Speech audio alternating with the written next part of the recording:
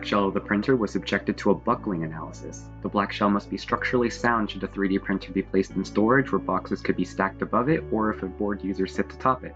The standard passing weight for this buckling test is 10,000 pound force, which is equivalent to about 41 NFL players. The bottom face is fixed and the left face is on rollers for this analysis. The iteration of this shell sought to maximize buckling safety factor while minimizing weight.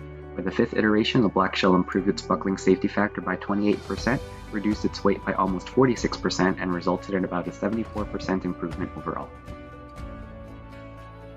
When testing the strength of the rails, an impact analysis was done where a small wrench weighing 1 pound was dropped from a height of 1 foot that lands on the center of one of the rails holding the extruder. Both ends are fixed and the load is applied over a 1-inch span on the top of the rail directly in the middle.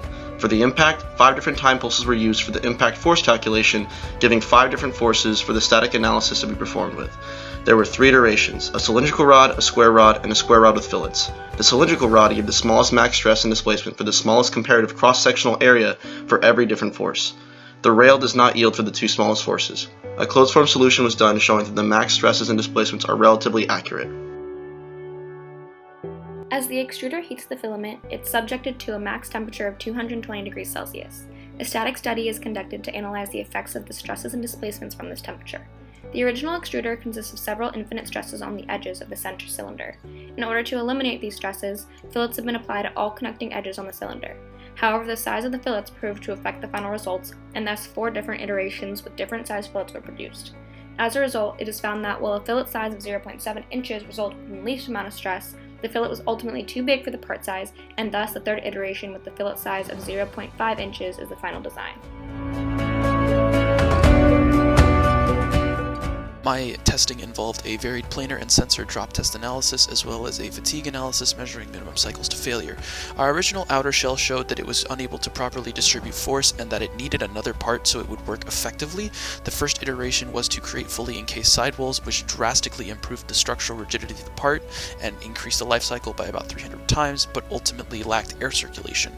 The second idea was to add a honeycomb pattern wall, which did benefit the air circulation, however it was too complex to manufacture and had intentional weak points. Finally, we decided to go with a hollowed wall. It was 185 times stronger than iteration 1, it maximized the air circulation, it was simple and cost effective, and ultimately it was the best design considering all parameters.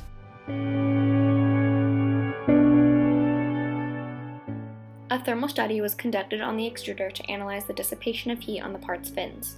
A temperature load was applied to the inner cylinder that heats the filament, as well as a convection coefficient to all faces exposed to the ambient air. The first set of iterations involved changing the diameter of the fins, while the second set of iterations involved adding additional fins to the part.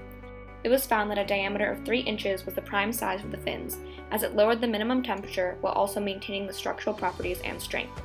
As for the number of fins, it was actually found that this change inconsequentially affected the heat dissipation, and therefore the minimum number of 6 fins is used in the final iteration to reduce manufacturing loads. A modal analysis was performed on the extruder base and rails that carry it up to the extruder. The printer utilizes a motor operating at 0.8 to 1 Hz. As a worst-case scenario, a cell phone was assumed to be placed on the base, which typically vibrates at 130 to 180 Hz. There were no external loads and the base was initially solved without the rails. Then to more accurately model the system, the rails were added. This process was applied for each run of the 4 iterations. Each new design was aimed at eliminating any frequencies in the unwanted range. The 3rd iteration prevented resonance in the unwanted ranges, as well as the 4th, which didn't differ much from the 3rd. Iteration 4 showed a 12.1% maximum weight increase, which only adds about 0.16 pounds and is a negligible price to pay to eliminate frequencies in the undesired range. A frequency analysis was performed on an assembly between the red and black shells to determine if the Delrin shells would react poorly to potential vibrations from the extruder motor, an earthquake, or a cell phone. One analysis had no boundary conditions and the other analysis held every fastener hold fixed. This simulates assemblies with or without screwed-in fasteners, and as it turns out, shells without fasteners would enter an elastic vibratory mode from a cell phone, while shells with fasteners would never enter the mode at all. This applied to both the original iteration and the final iteration with all the latest parts installed. The 3D printer project was a successful exercise in product improvement and learning through design iteration. FEA is powerful in understanding component performance, even in unexpected scenarios such as utilizing thermal analyses and their consequent static stresses to optimize fin diameter in the extruder. The most crucial takeaway from this project, however, is realizing the importance of group communication and being mindful of designing iterations that must function well individually, as well as in conjunction with all other related components.